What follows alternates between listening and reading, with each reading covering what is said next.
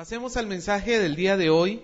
Es el número 30 del Evangelio de Juan. Así que vamos al capítulo 7, versículo del 25 al 36. Juan capítulo 7, 25 al 36. ¿Lo tiene?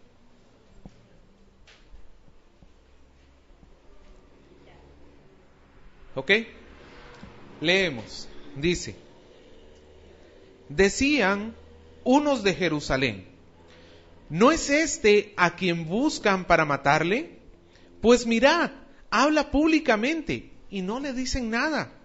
¿Habrán reconocido en verdad los gobernantes que este es el Cristo? Pero sabemos de dónde es, mas cuando venga el Cristo, nadie sabrá de dónde sea. Jesús entonces, enseñando en el templo, alzó la voz y dijo: a mí me conocéis y sabéis de dónde soy. Y yo no he venido de mí mismo, pero el que me envió es verdadero, a quien vosotros no conocéis.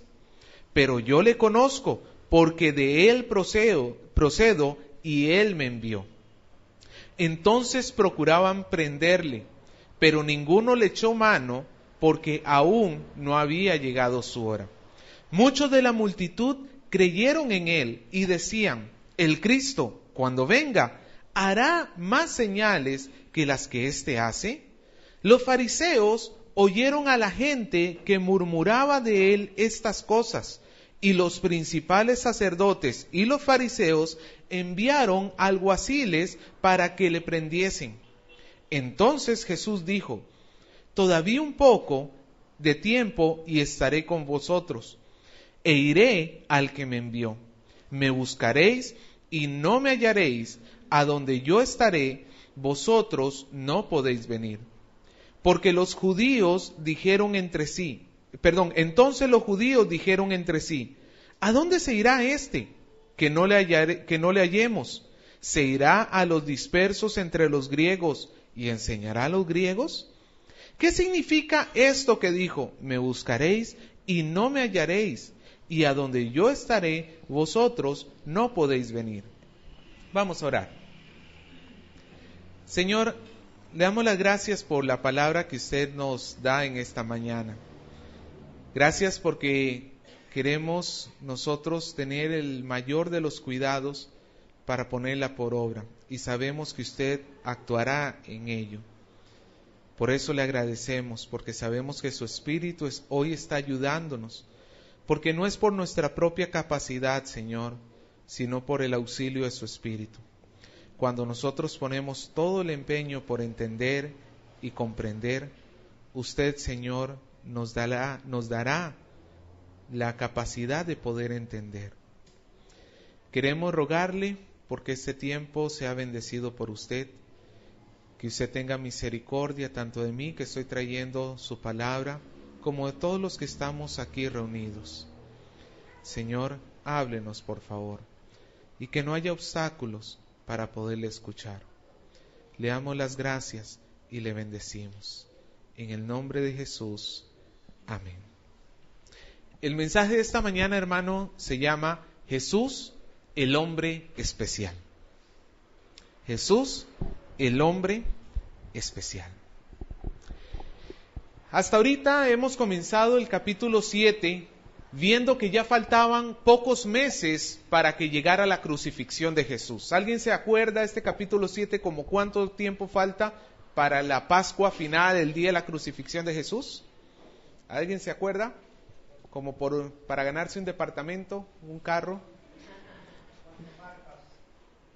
No, ese fue el de la semana pasada. ¿Cuánto tiempo faltaba? Estamos en la fiesta de los tabernáculos, ¿se acuerda? ¿Ok?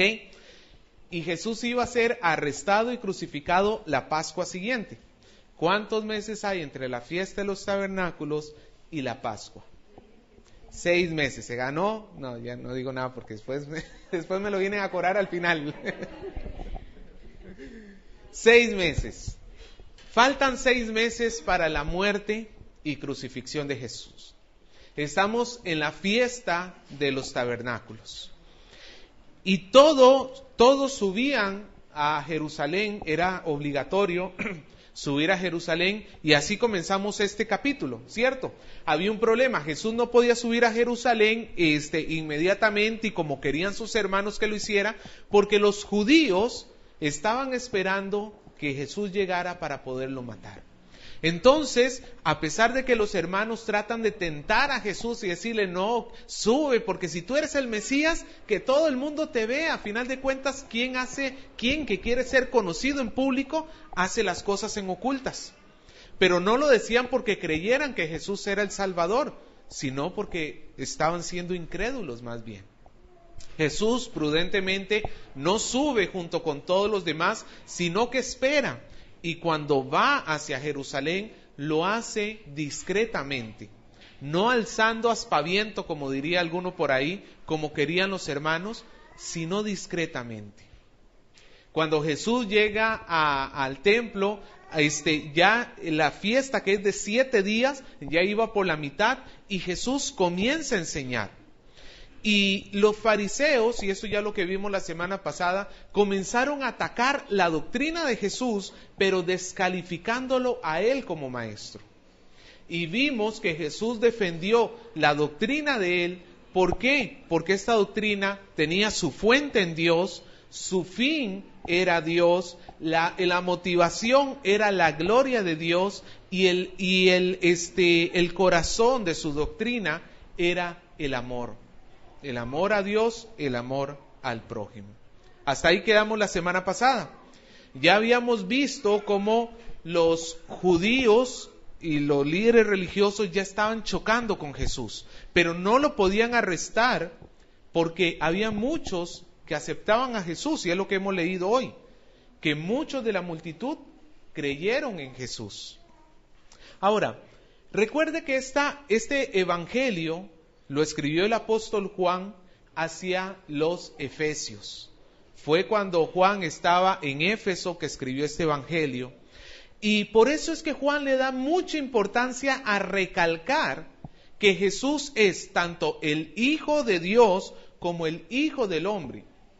¿Por qué? Porque era necesario recalcar en la persona del Señor las dos naturalezas divinas, porque había en medio de los efesios la secta de los docetas. No sé si se acuerda de ella, que habíamos hablado en algún momento. Que ellos creían que Jesús era un simple hombre y que el Cristo, imaginémonos como un fantasma, había venido sobre este hombre y había entrado en este hombre en su bautizo. Pero luego, antes de la crucifixión, lo había dejado. Y entonces decían ellos, el que murió en la cruz no fue el Cristo, fue simplemente Jesús, decían ellos. Entonces Juan está interesado en defender que Jesús, es cierto, es un hombre, pero no es cualquier hombre. Por eso le he llamado este mensaje Jesús, el hombre especial. Porque él, si bien es cierto, tenía 2 ojos, dos orejas, una nariz, al igual que tú y como yo, pero era mucho más que simplemente un ser humano. Entonces, Juan quiere a través de ese relato defender la verdadera fe. ¿Y cómo se defiende la verdadera fe? Mostrando la naturaleza divina juntamente con la naturaleza humana del Señor. Nosotros no podemos pretender ser cristianos si negamos alguna de las dos naturalezas de Jesús. Yo no puedo decir que soy cristiano, que sigo a Cristo, y digo que Él simplemente fue un hombre, negando su naturaleza divina. Porque si Él fue solamente un hombre, pues su obra en la cruz no valió de nada, simplemente fue la ejecución de un hombre. Mataron a un hombre y hasta ahí se acabó el asunto. Y para eso los hombres comienzan a reemplazar la doctrina de la resurrección con otro tipo de ideas, que se robaron el cuerpo, que por cierto eso no es una idea nueva, ya desde los evangelios ellos ya habían dicho que los judíos iban a acusarlos de haberse robado el cuerpo, que no resucitó, que Jesús, sí fue, muchos incluso hoy en día, no sé cuántos han escuchado este término, andan en la búsqueda del Jesús histórico. ¿Qué es el Jesús histórico? El Jesús hombre. Ven a Jesús como un gran maestro, quizá como a la altura del Dalai Lama o de, ¿cuál otro maestro espiritual podríamos decir? Iba a decir Alibaba, pero creo que él no es exactamente un maestro. Bueno, Mahoma, llamémoslo así. Sí, Mahoma fue simplemente un profeta. Gandhi, ese era el nombre que estaba buscando. Yo sabía que Alibaba estaba muy lejos. Algunos tienen a Jesús simplemente por un gran hombre, pero al negar su naturaleza divina, hermano, pierden a Jesús. Como algunos también simplemente ratifican su naturaleza divina, pero niegan la humana. No, Jesús no pudo haber sido un ser humano. Él fue un ser supremo, pero que llegó a la tierra. Pero si ese es el caso, el que murió en la cruz no nos representaba a nosotros. Porque el que tenía que morir en la cruz tenía que ser un hombre para que nos representara a todos los hombres. ¿Me dejo entender? Sea que neguemos la naturaleza divina o la naturaleza humana de Jesús, perdemos el elemento central de Cristo, que es su muerte y resurrección. Lo perdemos. ¿Me dejo entender? Y Juan está combatiendo eso en estos versículos. Así que Juan se va a encargar de narrarnos en este episodio el origen de Jesús, que nos muestra su naturaleza divina, y también se va a encargar de narrarnos el destino de Jesús, qué pasó después de su muerte, que marca también la gloria de nuestro Señor. ¿Ok? Así que vamos a ver las dos cosas, el origen del Señor y el destino del Señor. Cómo las malas interpretaciones llevaron a un mal entendimiento sobre Jesús y cómo Jesús mostró la verdad sobre sí mismo. ¿Ok? Vamos a ver primero el origen de nuestro Señor. Y primero vamos a ver cómo se malinterpretó el origen de nuestro Señor. Versículo 25. Vamos a ver qué decían esta multitud que no entendía bien quién era Jesús. Dice el versículo 25. Decían entonces los de Jerusalén, ¿no es este a quien buscan para matarle? Pues mirad, habla públicamente y no le dicen nada. ¿Habrán reconocido en verdad los gobernantes que este es el Cristo? Pero este sabemos de dónde es, mas cuando venga el Cristo, nadie sabrá de dónde es. La multitud a la cual Jesús está hablando está conformada de tres grupos de personas. El primer grupo son los habitantes de Jerusalén. ¿Sabe cuál es el gentilicio de los habitantes de Jerusalén? El gentilicio es como se le llama a los del lugar. Por ejemplo, a los de El Callao, ¿cómo es nuestro gentilicio?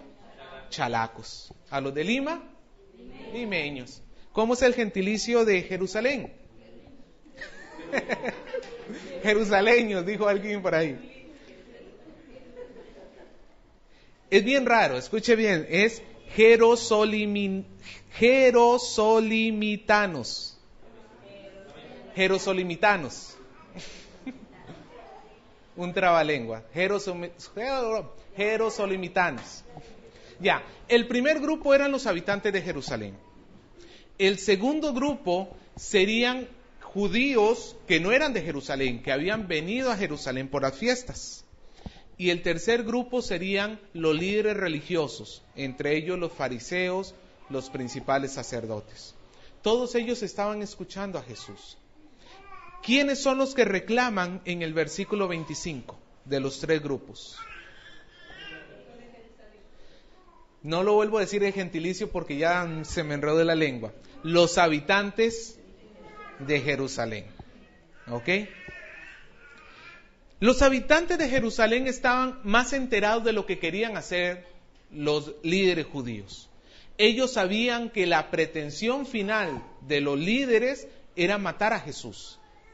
Pero ven a Jesús predicando en el templo como un rabí, y nadie le dice nada. Y entonces ellos llegan a la conclusión en el versículo 26 y dicen, pues entonces significa que los gobernantes habrán reconocido que Él es el Cristo. Aquí hay algo muy importante, hermano. Qué peligroso es cuando el pueblo pone su fe simplemente en el acto de sus gobernantes. A ver, el funcionamiento era más o menos así. Si los gobernantes reconocen que Jesús es el Cristo, pues yo creo. Y si ellos no reconocen que Jesús es el Cristo, pues yo no creo. La fe de ellos en sí no iba a estar fundada en Cristo mismo, sino en lo que dijeran sus gobernantes. Y esto es terrible, hermano, porque es falta de discernimiento espiritual. Es terrible porque ellos no podían reconocer por sí mismos quién era el Cristo. ¿Sabe por qué no lo podían reconocer? Porque les faltaba palabra de Dios. ¿Por qué sabemos que les faltaba palabra de Dios a estos hombres? Por el versículo siguiente. Ellos dicen, los líderes no lo habrán reconocido, ¿no? No, pero dicen en el versículo 27, pero nosotros sabemos de dónde es, mas cuando venga el Cristo, nadie sabrá de dónde es. ¿De dónde era Jesús? ¿Ah? Bueno, sí, estamos hablando de la parte espiritual. En lo natural, se conocía como Jesús de Nazaret. Nazaret es Galilea, ¿se acuerda? La región del norte. No era Israel en sí mismo, o Judea en sí mismo, sino la región que estaba al norte. Y ellos decían, este Jesús, nosotros sabemos que viene de Nazaret.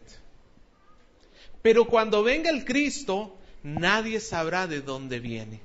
El problema, hermanos, es que esto eran puras especulaciones, esto era pura tradición oral, pero no era la palabra de Dios. La palabra de Dios desde el Antiguo Testamento había prometido que el Cristo, ¿dónde tenía que nacer? En Belén. En Belén. Ellos fallaban de dos sentidos. En primer lugar, porque creían que Jesús había nacido en Nazaret, pero Jesús no había nacido en Nazaret, había nacido en Belén. Y en segundo lugar, porque ellos creían una creencia, valga la redundancia, una creencia popular de la época, en la cual ellos decían, había un grupo de personas que pensaban así, no, el Cristo va a aparecer de pronto. Nadie va a saber de dónde salió, nadie va a saber de dónde venía, como diría la canción, no soy ni de aquí, no soy ni de allá. ¿Me dejo entender? Pero ellos habían puesto sus pensamientos sobre el Cristo por encima de lo que Dios había dicho sobre Él. No solamente, hermanos, tenían un mal discernimiento espiritual, sino que el poquito entendimiento que tenían sobre la Escritura o sobre Dios, no lo apoyaban sobre la Biblia, sino lo apoyaban sobre sus tradiciones. Y hermano, ese es el motivo por el cual vemos en la sociedad tantos conceptos sobre Jesús, pero la gran mayoría de ellos errado. Por eso vemos que sacan a pasear un Señor de los Milagros en octubre, y ¿cuánta gente se reúne alrededor de ese muñeco? No poca gente. Son mares de personas reunidos. Y ellos van con fe, ¿sí o no? Pero no la fe verdadera. Van poniendo su fe en la tradición, pero no van poniendo su fe en las Escrituras. ¿Dónde tiene que estar cimentada nuestra fe? En lo que Dios nos ha dicho. Estos hombres estaban errados, Estos hombres, hermanos, estaban pensando equivocadamente sobre Jesús. Y aquí, hermano, tiene que haber una luz de alerta, porque dentro del cristianismo también tenemos un montón de tradiciones religiosas, pensamientos sobre Jesús que tenemos que ir cambiando. Yo he escuchado de todo, de todo. Una vez escuché a alguien que decía, pero Dios no castiga. Y suena muy bueno, y en realidad suena muy bueno, y se enseña incluso en muchas iglesias. Dios no castiga, el que castiga es el diablo. Si te vienen males, ¿por cuenta de quién es? De Satanás. No, estoy hablando de lo que enseñan, ¿ok? Y por eso te enseñan a pisarle la cola al diablo, a reprender el demonio, a que si se te cae la cuchara ya es Satanás. Y la pregunta es, ¿qué nos dice la Biblia al respecto? Uno, hermano, que Dios al que ama, y para eso hay 1000 muestras. Es cierto que Satanás llevó el castigo o la aflicción a Job, pero ¿por quién tuvo que pasar antes Satanás? Por Dios, para pedirle permiso. ¿No es cierto? Vemos en las Escrituras, hermano, que Dios todo lo que hace lo hace con un propósito, y cuando en algún momento nos hace padecer sufrimientos, no es por las puras, es porque está desarrollando en nosotros el carácter cristiano. Pero nosotros más bien, al echarle la culpa a Satanás y enojarnos con Dios, lo que hacemos es resistir a Dios y no permitimos que su Espíritu obre en nosotros. Hermano, no es así. Nosotros no nos podemos apoyar en lo que dicen las personas, tenemos que apoyarnos en lo que dice la Biblia. ¿Qué dijo Jesús sobre sí mismo? Sobre su procedencia. Versículo 28. No, perdón, estamos en el... Sí, 28. Versículo 28. Jesús entonces, enseñando en el templo, alzó la voz. Vea, hermano, ¿qué hizo Jesús en medio del error del pueblo? Alzó la voz. ¿Por qué alzó la voz? ¿Para qué alzamos la voz? Para que nos escuchen. El problema, hermano, con Cristo, no es que Cristo no hable. No es que Cristo permaneció callado. Ese no es el problema. El problema está que la multitud no escuchaba la voz de Jesús. Y no la escuchaba no porque Jesús no hablara, repito, sino porque se negaban, cerraban sus oídos a poder escuchar. Pero vemos la misericordia de Dios. Cuando el pueblo de Dios se extravía, ¿qué hace Dios? ¿Qué hace Jesús? Alza la voz para que su palabra sea escuchada, porque la palabra de Jesús es la que va a enderezar el camino. Que no te sorprenda que el día que te estás alejando de Cristo, te comienzan a hablar más de Cristo. ¿Sabes por qué Jesús está alzando su voz hacia ti? Para que endereces el camino. Amén. Dice que Jesús alzó la voz, y según la mayoría de los estudiosos, estas palabras de Jesús vendrían con cierto tono de ironía. O sea, Jesús cuando dice, a mí me conocéis y sabéis de dónde soy, no lo estaba afirmando, sino lo estaba diciendo como con cierta ironía. ¿A mí me conocéis? ¿Y ustedes saben de dónde soy yo? Y tiene lógica, porque el pensamiento de ellos era diciendo, este hombre es de Nazaret. Y si era de Nazaret, no podía ser, o sea, tampoco podía ser el Cristo. Ese es el problema que tenemos en el versículo 41 y 42. Lea el versículo 41 y 42. Dice, otros decían, este es el Cristo. Pero algunos decían, ¿de Galilea ha de venir el Cristo? ¿No dice la Escritura que del linaje de David, de la aldea de Belén, de donde era David, ha de venir el Cristo? Estos tenían razón, por lo menos en esa parte. Los otros pensaban que el Cristo iba a venir del aire, o sea, de la nada, como un fantasmita. Estos por lo menos tenían la razón bíblicamente. Pero los dos estaban errados porque los dos pensaban que Jesús venía de Galilea. ignoraban el pasado de Jesús. Entonces, por eso Jesús dice, como en tono de ironía, ¿a mí me conocen? Hermanos, estas personas no conocían ni siquiera la naturaleza humana de Jesús. Estas personas no entendían la naturaleza humana de Jesús. Para ellos, el decir que era de Galilea lo descalificaba como Cristo. Pero por eso en los evangelios se nos narra dónde nació Jesús.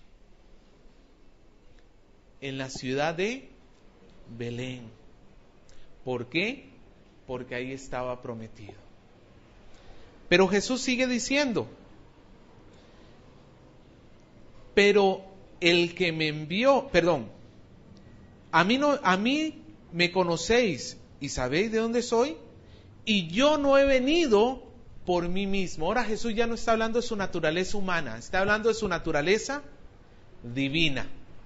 Jesús dice, yo no he venido de mí mismo, yo no estoy aquí porque yo mismo me he enviado, pero el que me envió es verdadero, a quien vosotros no conocéis. Jesús les dice, el que me envió, ¿quién es? ¿O cómo es? Es verdadero, porque los judíos le estaban acusando de que él se había mandado solito. Y Jesús dice, no, yo no estoy aquí porque a mí se me ocurrió. Yo estoy aquí porque uno muy real, una persona muy real me envió. ¿Y esa persona quién es? El Padre, ya lo hemos visto muchas veces. A quien vosotros no conocéis. Pero yo le conozco porque procedo de él y él me envió. Ve, hermano, Jesús dice que él viene del Padre, pero ¿los judíos conocían al Padre? No conocían al Padre. Los judíos no conocían al Padre. ¿Por qué no podían llegar a conocer al Padre? Porque negaban al Hijo. Jesús dijo, yo soy el camino, la verdad y la vida. Nadie viene al Padre si no es por mí. Hermano, ¿cuál es el peligro de negar una de las dos naturalezas de Cristo? Que nos quedamos lejos del Padre. Las personas que niegan una de las dos naturalezas de Cristo no conocen al Padre, no conocen a Dios, por más títulos que puedan tener en teología, etcétera, etcétera, etcétera. No lo conocen. ¿Qué reacción provocó esto en la multitud? Vamos a ver qué pasó con la multitud cuando Jesús dijo que Él procedía del Padre, que Él venía del Padre. El primer grupo está en el versículo 30, que son los habitantes de Jerusalén. ¿Qué hicieron los habitantes de Jerusalén? Quisieron prenderle, echarle mano, dice. Pero no pudieron. ¿Por qué? A ver, cuando le echaron mano, cuando lo quisieron agarrar, aquí significa agarrar violentamente. ¿Ok? ¿Qué significaba esa reacción? ¿Qué significaba que estos hombres, ante las palabras de Jesús, hubieran reaccionado queriendo matarlo? Odio. Bien. Hacia el mensaje de Jesús, ¿significa credulidad o incredulidad? Incredulidad, como alguien dijo por acá, rechazo. Rechazo.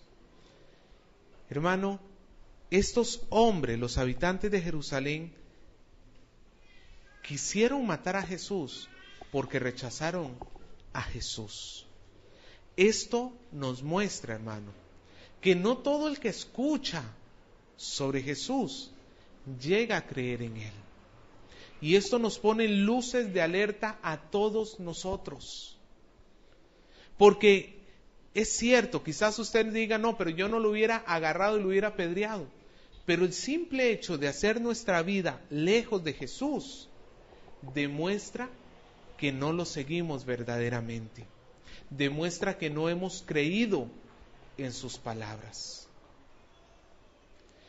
Esto, hermano, es el primer grupo. Este primer grupo rechaza la naturaleza, el origen divino de Jesús, que vino del Padre, que estaba con el Padre, pero vino al mundo. Como diría Juan en su primer capítulo, a los suyos vino y los suyos no le recibieron. No quisieron nada con él. Qué triste, hermano, para el hombre que es expuesto a la palabra de Dios y niega la palabra de Dios. Se nos presenta el segundo grupo, versículo 31. Ante las palabras de Jesús dice que muchos que hicieron, muchos creyeron, pero esos muchos ¿de dónde eran? Muchos de la multitud. Se entiende que este era el segundo grupo, los peregrinos que vinieron a Jerusalén. Estos creyeron en Jesús, pero no es una fe todavía madura. ¿Por qué sabemos que no es una fe madura, una fe que les haya alcanzado para salvarse? Por lo que ellos decían. ¿Qué decían sobre Jesús? El Cristo, cuando venga, hará señales más grandes que las que éste hace. ¿En qué se apoyaba la fe de esta muchedumbre? En los milagros de Jesús. Y ya hemos visto que los milagros de Jesús es para introducirnos a la fe, pero no es la fe final que el Señor quiere que nosotros tengamos. Pero es mejor tener ese tipo de fe que la incredulidad del otro grupo. La incredulidad del otro grupo de plano rechaza a Jesús. Todavía estos, al aceptarlo como un hacedor de milagros, están todavía abiertos a seguirlo escuchando, y en eso de seguirlo escuchando puede llegar la fe salvadora. ¿Me dejo entender? Pero hermano, veamos cómo Jesús muestra al mundo que Él es especial porque Él no nació de cualquier persona o como cualquier otra persona. ¿Dónde estábamos nosotros antes de que naciéramos?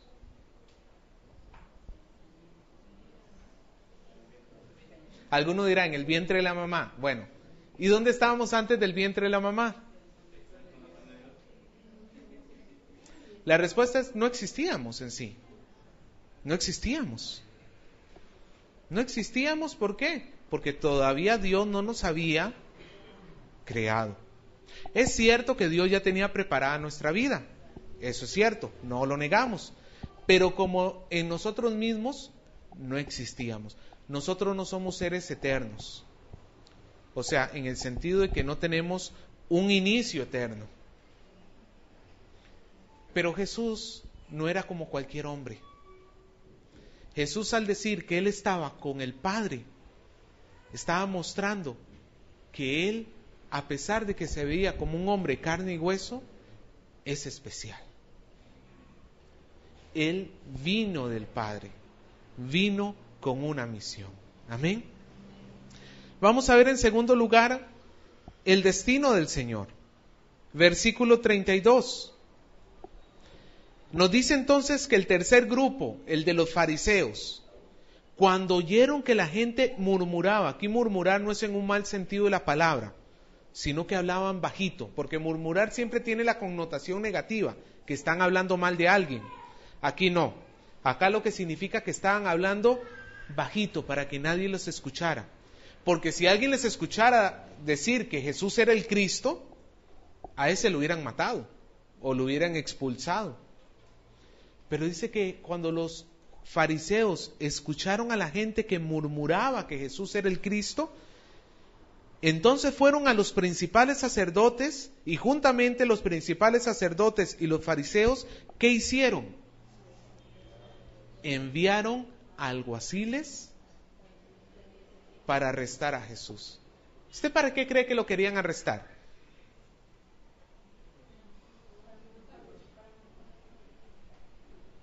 No solamente era para callarlo, en el sentido de que ya no siguiera enseñando, sino era para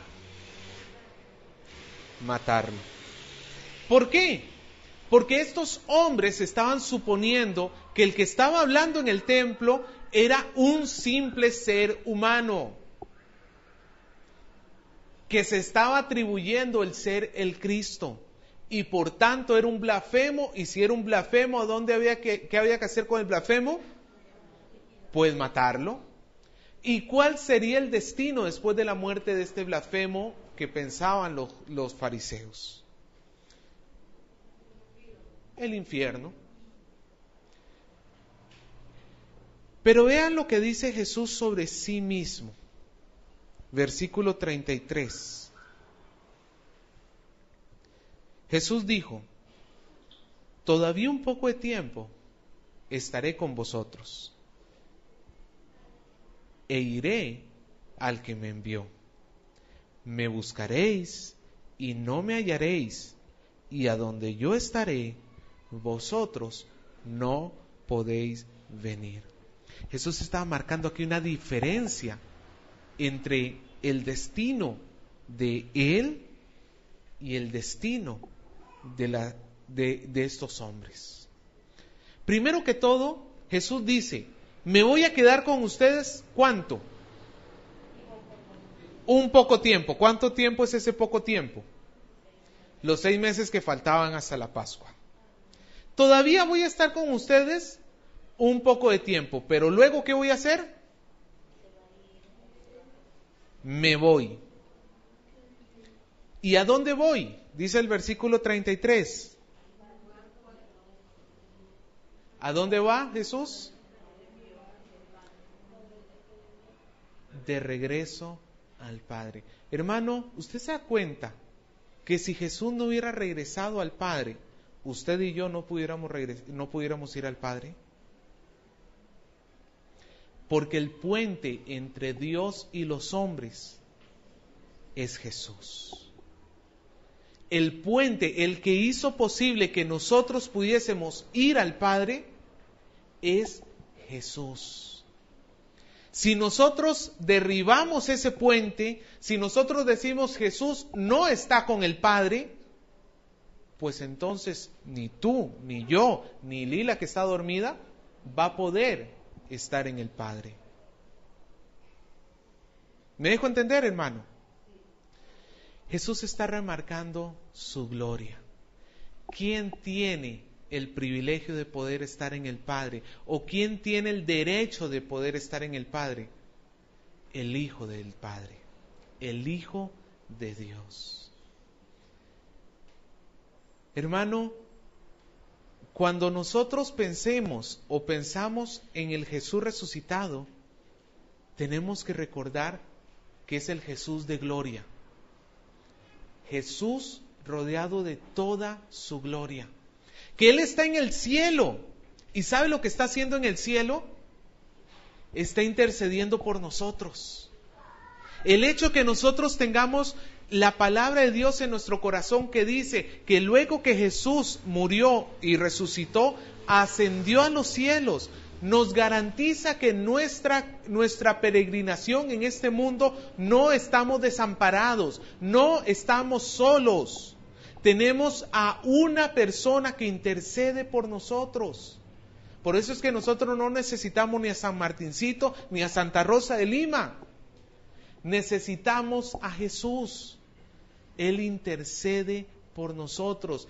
Y luego que muramos, Él es el que nos asegura que nuestro destino, al igual que el suyo, sea la presencia de Dios. Pero a los incrédulos, Jesús dice en el versículo 34, a los incrédulos les dice: me buscaréis, pero ya no me hallaréis. Y a donde yo estaré, vosotros no podéis venir. Qué triste, hermano, va a ser para los incrédulos el día de su muerte o el día del regreso de Jesús, Imagínense que en este momento fuera el rapto y se fuera la iglesia y de repente, incrédulos, por más que hayan estado en la iglesia, comiencen a decir, no, pero ahora sí yo quiero creer en Jesús, yo quiero creer en Jesús. Por más que le busquen, ya no hay tiempo. El salmista dijo, en día aceptable te he oído, en día aceptable te he recibido. He aquí hoy, dice el escritor de los Hebreos, hoy es el día aceptable. Hoy es el día en que nosotros tenemos que depositar nuestra fe en Jesús. Porque, ¿qué le dice Jesús a los discípulos? Jesús también le dice a sus discípulos, de aquí a un tiempo yo me iré. Pero vea lo que dice en el capítulo 14, versículo 3 de Juan. Ahí en Juan, avance unas cuantas páginas rápidamente, capítulo 14, versículo 3. Después de que Jesús les dice, yo me voy, igualito que le dijo a la multitud, un poco más de tiempo y yo me voy. Pero a los discípulos también les dice, a los creyentes, Jesús les dice, y si me fuere, ¿qué va a hacer Jesús? Os prepararé lugar. Vendré otra vez y os tomaré a mí mismo, para que donde yo esté, vosotros también estéis. ¿Cuál es la promesa de Jesús para los que creen? Es cierto, ¿Jesús está con nosotros aquí en la tierra ahorita? La respuesta es no, Él está en los cielos. El que está con nosotros en la tierra es el Espíritu Santo. Pero ya el hecho de tener el Espíritu Santo es la garantía de que no estamos desamparados. Pero a pesar de esto, Jesús dice, ¿qué va a hacer Él? Va a regresar porque nos está preparando morada. Va a regresar. ¿Para qué? Para tomarnos y que nosotros estemos con Él. ¿Qué ser humano puede decir estas palabras? Hermano, por más que yo lo ame a usted, si yo no creo en Jesús, y si yo dijera, yo voy a regresar para traerlos, que eso es lo que muchas sectas han dicho. Hace poquito, ¿se acuerdan los que se tatuaban el 666? ¿Sí? ¿Cómo era que se llamaba? Jesús Miranda, algo así, ¿no es cierto? Él había dicho que al tercer día de muerto iba a resucitar. Y ya murió, ¿sabía usted? Sí, ya murió. ¿Y sabe qué pasó al tercer día?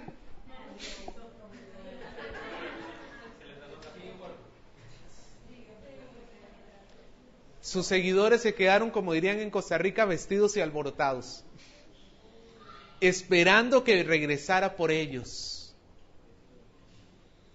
Pero nunca va a ocurrir. Esa es una esperanza vacía, una esperanza hueca. ¿Por qué? Porque ese era un hombre como cualquiera. Si no se pudo levantar él mismo entre los muertos, ¿qué nos va a levantar a nosotros? Pero por eso la resurrección es la máxima prueba de la divinidad de Jesús. Porque como Él se levantó de entre los muertos, un día a los creyentes en Él nos levantará, y no solamente nos levantará, nos tomará para que estemos para siempre con Él.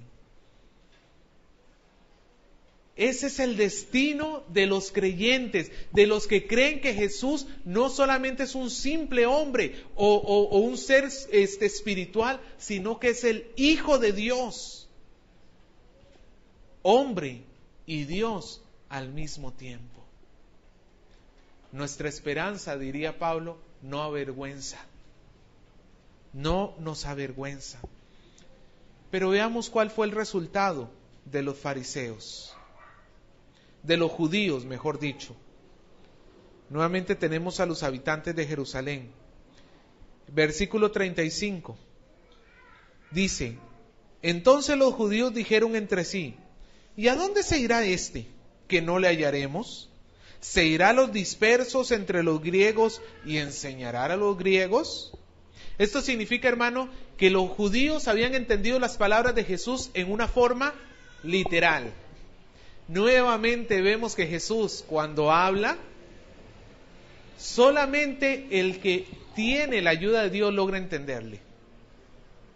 El resto le va a entender de manera literal. Ya lo hemos visto muchas veces cuando Jesús habló y le entendieron de manera literal. ¿Se acuerda la mujer samaritana?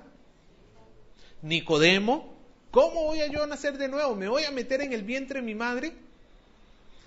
Estos hombres no habían, como ellos no pensaban en la naturaleza espiritual de Jesús, ellos pensaban simplemente en el Jesús hombre. Decían, pero este Jesús, ¿qué está diciendo?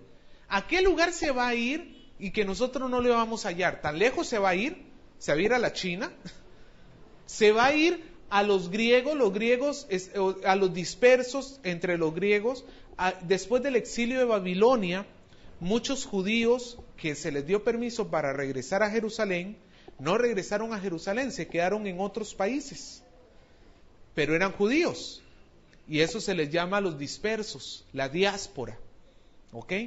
Y ellos decían, ¿qué va a hacer este Jesús? ¿Se va a ir a ellos para enseñarles? Y luego de enseñarles a ellos, ¿les va a enseñar a los griegos, o sea, a los gentiles? ¿Qué es esto que dice? Que le buscaremos y no le hallaremos, y que a donde Él va, nosotros no podemos ir. Qué triste, hermano, es ver, porque lo decían en tono de burla, qué triste es ver a un incrédulo burlarse de su destino eterno, burlarse de su condenación. Yo he escuchado gente que dice, yo me quiero ir al infierno, porque en el infierno están los buena gente, los fiesteros, la de fiesta y juerga que nos vamos a armar en el infierno, dicen. ¿Usted ha escuchado ese pensamiento? Qué triste es pensar de esa manera, burlarse de Dios de esa manera, ignorando lo que tienen por delante. Y que la única forma que nosotros podemos evitarlo es poniendo nuestra esperanza en Jesús. Hermano, creo que lo más triste de todo es ver que personas que escuchaban a Jesús no creyeron en Él. Y qué triste, hermano, que un día vayamos al cielo y preguntemos, si el hermano fulano tal que se congregaba con nosotros y que parecía y andaba y se veía muy bien, y Dios nos diga, en realidad nunca creyó. Lo vieron sentado todos los domingos, lo vieron con su Biblia en sus manos, hojeando la Biblia mientras el pastor predicaba sin poner atención a lo que decía, y ahora está en el infierno. Qué triste. Por eso, hermanos, veamos a Jesús en su naturaleza humana, pero sobre todo, o mejor dicho, incluida también, su naturaleza divina. No vaya a ser, hermano, que por pretender burlarnos del Señor, terminemos nosotros en perdición eterna. Porque ciertamente Él subsiste por Él mismo, Él no necesita ni de ti ni de mí, pero nosotros, si no es por Él, no existiríamos.